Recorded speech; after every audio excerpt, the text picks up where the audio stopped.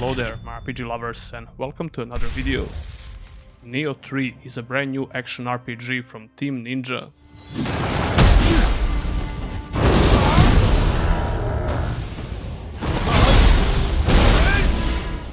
I had the chance to get a review key for this game a couple of weeks ago, so I can bring you my full review, just in time before the game releases on February 6th. There is no time to delay. Join me at once.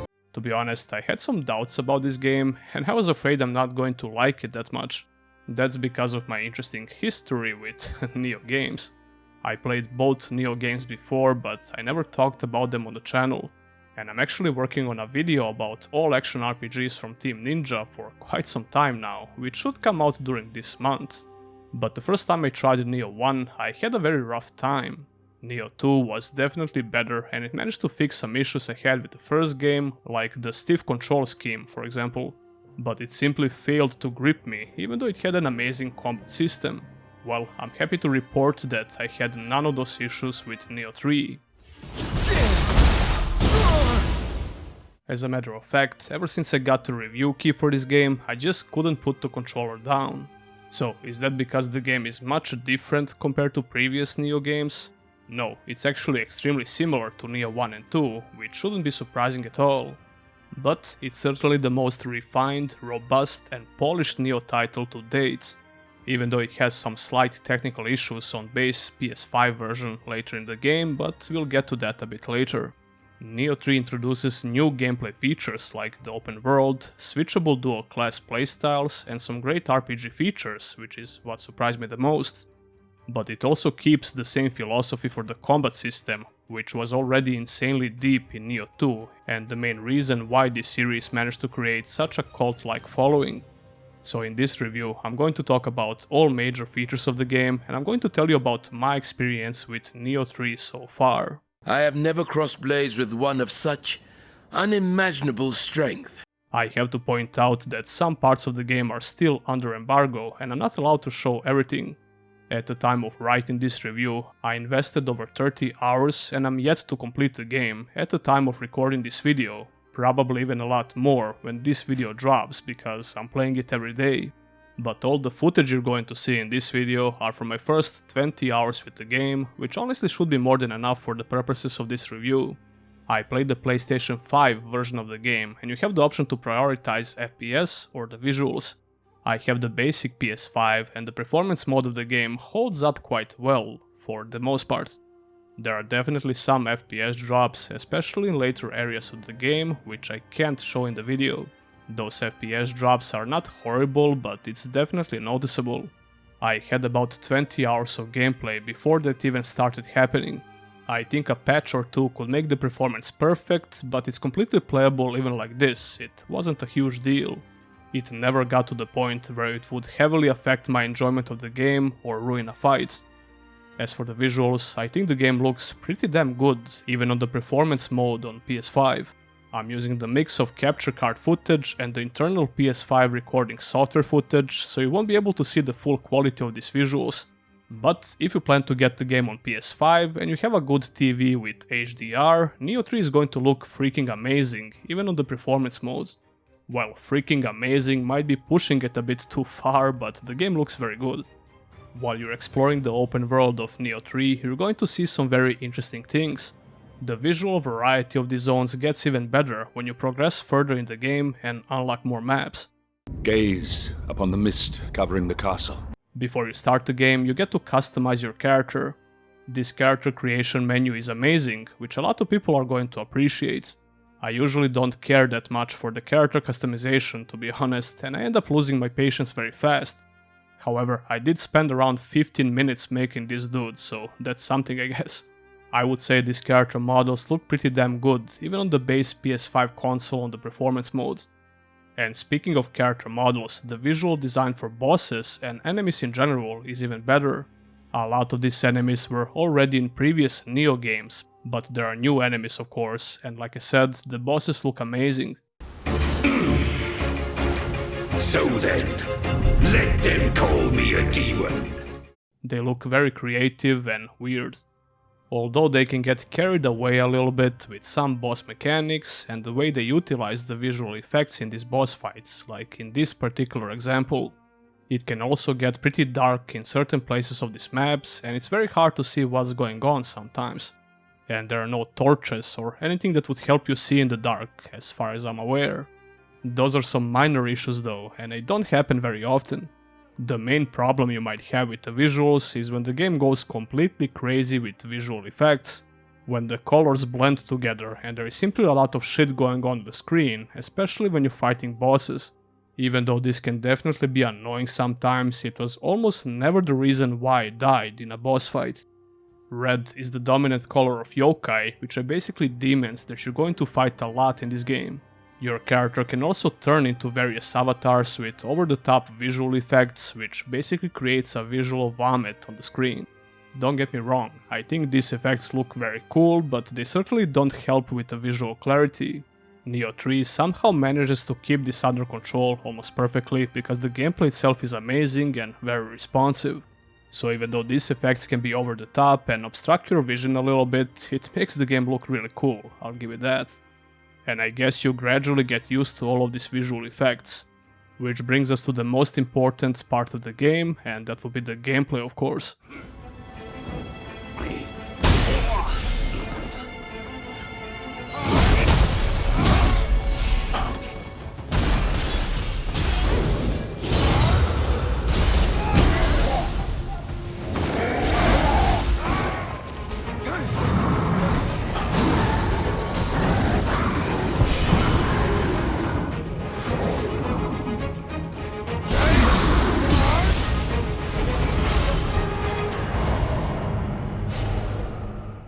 Nioh 3 will be instantly familiar to you if you played at least one Nioh game before, but if you didn't, it will definitely take some time to get used to, not only when it comes to combat, but gameplay in general. This game will bombard you with information about its various features, and it simply doesn't stop even after 20 hours of gameplay. It can easily get overwhelming, especially in the beginning. Like I mentioned before, I already had some prior knowledge about Nioh games, and I still got confused about some gameplay features. This game requires your full attention if you want to understand how everything works. But luckily it also has a good introduction to the game, and more importantly, an amazing gameplay in general. Once everything clicks with you, this game will not let you go that easily. You'll be glued to your seat, trying out all various playstyles and see what works the best for you. In my particular case, that would be the Great Axe playstyle. I experimented a lot with weapons in the first 15 hours of gameplay until I decided to use the Great Axe as the main weapon. The thing with Nioh 3 and all Nioh games, as a matter of fact, it's pretty much up to you to decide how deep the combat should be. You can keep it as simple as possible and you'll probably do just fine. But you can experience something truly amazing if you're willing to dig deeper into all of these features and mechanics. One of the biggest gameplay features in Nioh 3 and a big selling point is the ability to switch between a samurai and a ninja playstyle. Samurai playstyle is more like a classic take on the warrior's gameplay and what people got used to in previous Nioh games, while ninja is a more nimble and agile playstyle. That's obviously a gross oversimplification, by the way, and it's much deeper than that, but it's the general gist of this new combat feature. Like I said, it's a big selling point of Nioh 3, that's for sure, because these two playstyles couldn't be more different.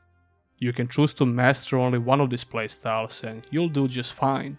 So you're essentially playing two different characters that can be switched with the press of a button. The way I play the game is by focusing on the samurai style. I rarely use the ninja playstyle, but some mechanics in Nioh 3 will require you to switch between these gameplay styles in order to take the full advantage of combat mechanics. For example, you can see these red attacks that pretty much all enemies have. You need to counter these attacks, especially against bosses, and that's done by using the same button you use for switching between these two playstyles. Later in the game you will unlock the ability to counter these attacks with a special Spirit Guardian ability without shifting from samurai to ninja or vice versa.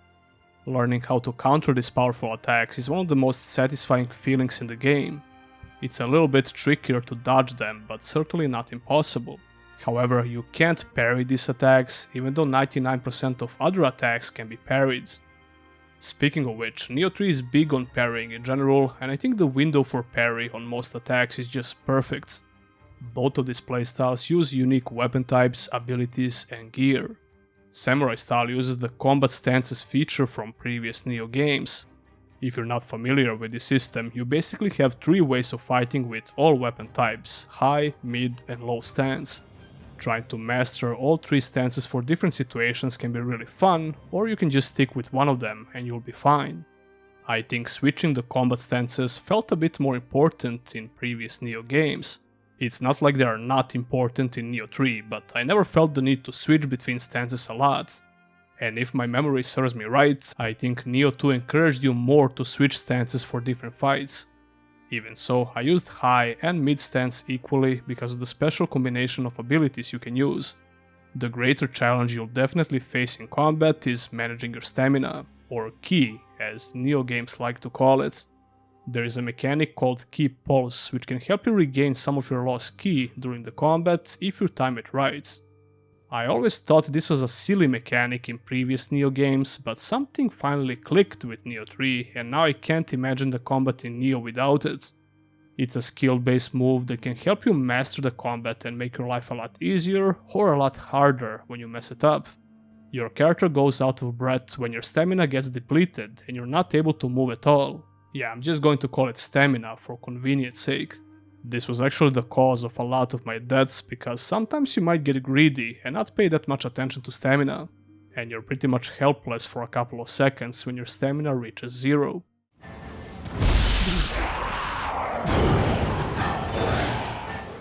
It can be very hard not to get greedy sometimes, because some bosses have very tight window for doing damage to them. Come to think of it, all of the bosses are like this. So if you're wondering how hard or punishing the game is, you should know that it's definitely not easy. It can be a pretty challenging game that requires your full focus, like I said before. That being said, I don't think Nioh 3 is as punishing as previous Nioh games. Nioh 2 and especially Nioh 1 felt way more punishing to me, but not exactly for all the right reasons. By the way, there is a huge difference between being punishing and hard, which you guys probably know already, but I'm just saying. The control scheme in the first Nioh game was very rough, and you could get 1 or 2 shot by all NPCs in the game. And those two things don't go very well together, you know. The control scheme in Nioh 3 is almost flawless, it's very snappy and responsive. Combined with some brand new mechanics like the double jump, fast running and ninja moves, it feels a lot better to control your character in this game than in all previous Nioh games. There's no doubt in my mind about that. Which instantly makes the game a little bit less punishing, because it makes the gameplay smoother and not necessarily because the enemies are easier. That's a little bit ironic if you think about it, but I think it's on point. The way the open world works is also going to be a big factor when it comes to how difficult the game feels for you. All areas in Nioh 3 have recommended levels and all enemies have fixed levels. That means they won't scale up or down with you, their level is always fixed according to the zone you're currently exploring. In the world where most high-budget action RPGs are implementing annoying level scaling systems, we have based Nioh 3 that's using old-school RPG features like this. That's very cool to see actually. I simply play the game in the most normal way possible, by exploring most of these maps and doing some but not all side contents. That always kept me in a very close range of the recommended level for the zone I'm in. But even if you out-level the zone by grinding levels, you won't exactly get to one-shot these enemies or bosses. I still managed to out-level some areas by a couple of levels, or enter some later zones in the game while being a bit under-leveled. I certainly felt a bit weaker when under-leveled, but I didn't feel that big of a difference when being over-leveled. Boss fights seemed a bit easier, but they still gave me a lot of trouble. The most important thing about these fights though is that all of them felt extremely fair, there are no bullshit mechanics, and it's very fun to memorize and try to predict their attacks.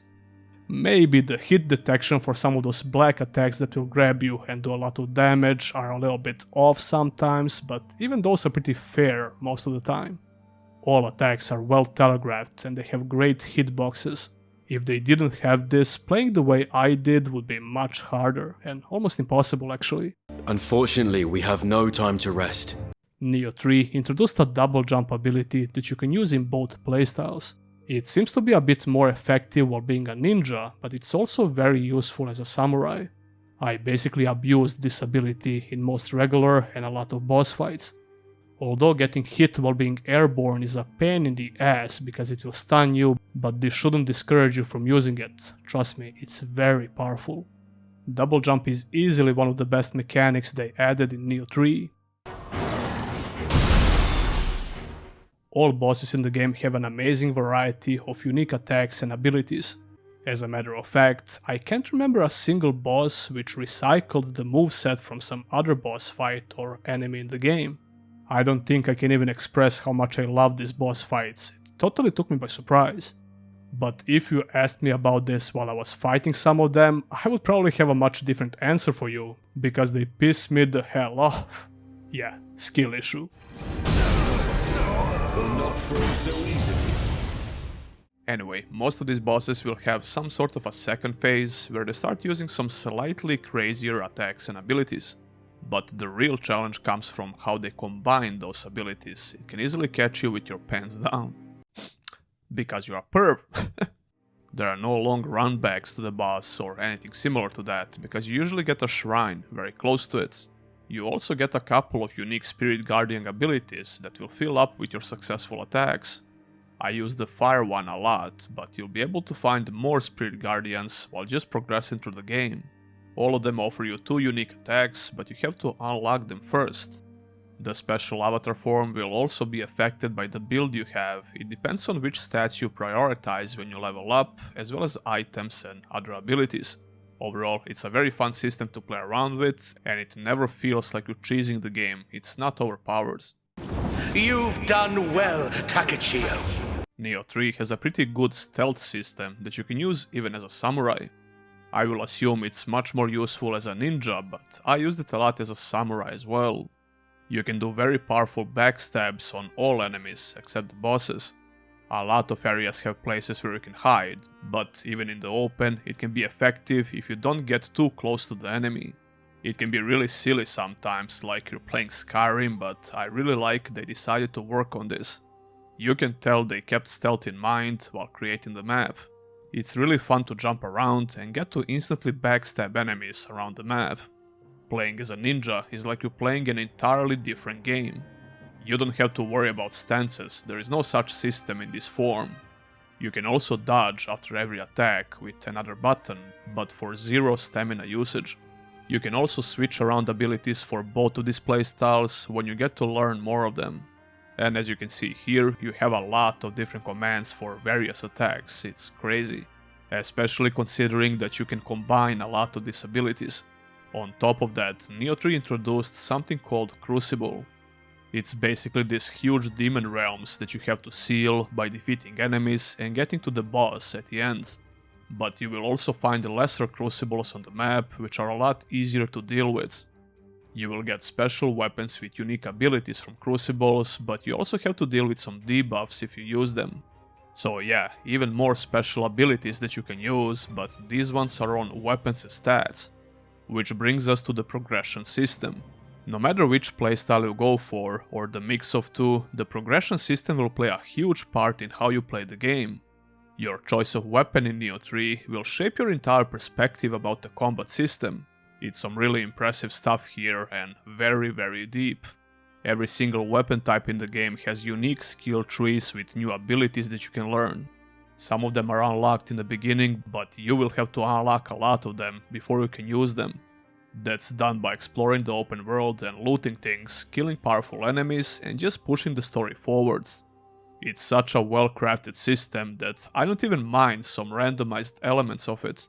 In some of my previous game reviews, I mentioned that I'm not a huge fan of randomized progression. I'm still not, by the way, but the way that Nioh 3 makes you search for some of these powerful abilities is actually very clever.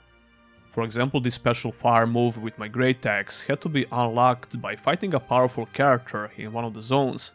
These fights are not as hard as some boss fights in the game, but they're not exactly easy.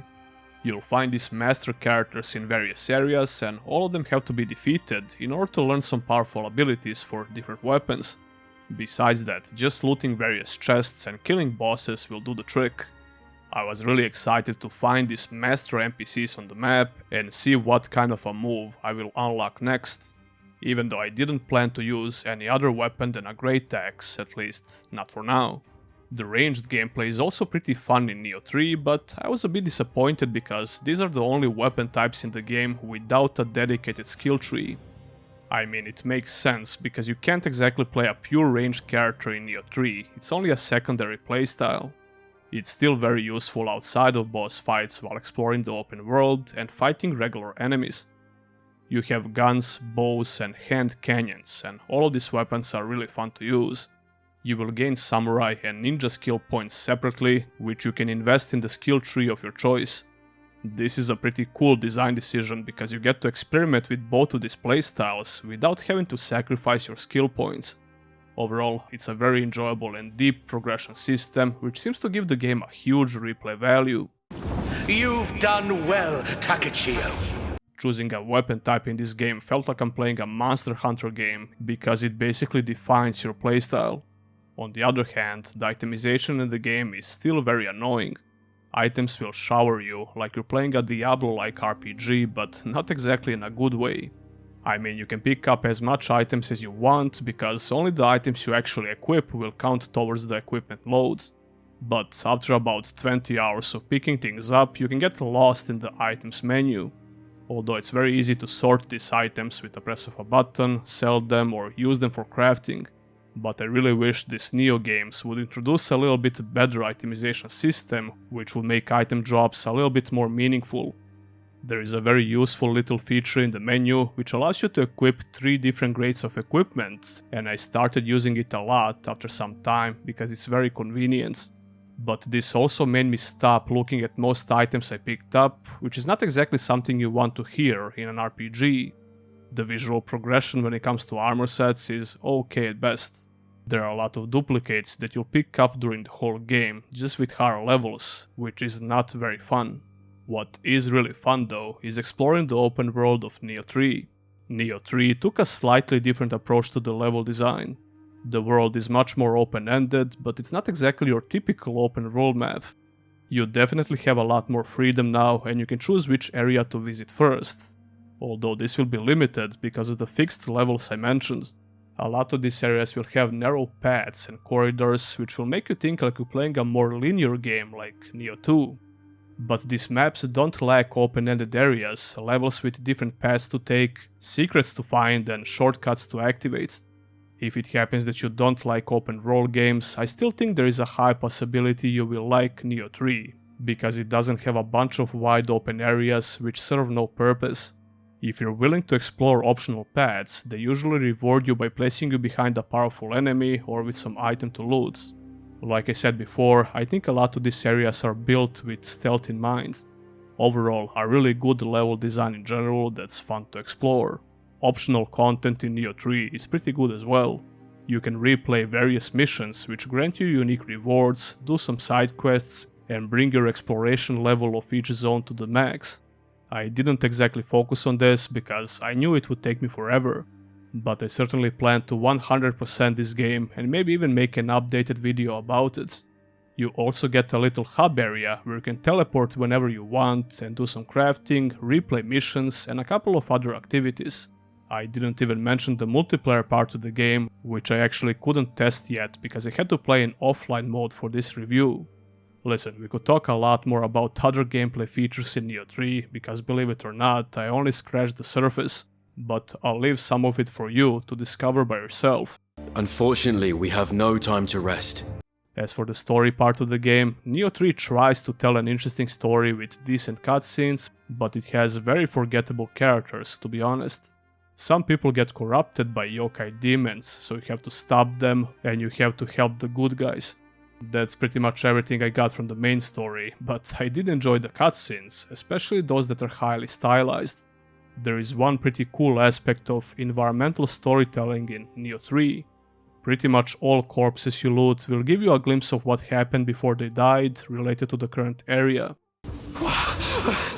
What is that moaning I hear? Is it coming from the temple? I would even go so far to say that it's one of the best story parts about the game. It helps bring the world to life and it makes it a bit more immersive. The dialogue is not bad, but the story itself is just not very good, and the English voice acting is passable at best. As a fellow warrior, I cannot help but wish to know your true strength, but that would only be possible if we cross swords. However, the premise for the story and the setting is very interesting. You're basically traveling through time and closing these demon realms all over Japan, and I think that's pretty cool. I really don't have a lot of things to say about the story, but you might like it more than me, I don't know. I just wouldn't recommend the game if you expect to find some amazing storytelling, but it's serviceable for this type of a game. But we must remain vigilant. I can't remember the last time I enjoyed playing a Souls-like action RPG like Nioh 3. Actually I do, it was when I reviewed the first Berserker Kazan. Even so, I love Nioh 3 a lot more and I can easily recommend it to you if you're into these types of games. If you're not, it can be very overwhelming at first, but it pays off being patient with this game because it has an amazing gameplay that's very addictive. Anyway guys, tell me what you think about Nioh 3 in the comments below. Don't forget to like the video and subscribe for more content like this. And if you want to go a step further, consider supporting your boy by becoming a YouTube channel member or a Patreon. Huge thanks to all my current supporters and I'll see ya in the next one.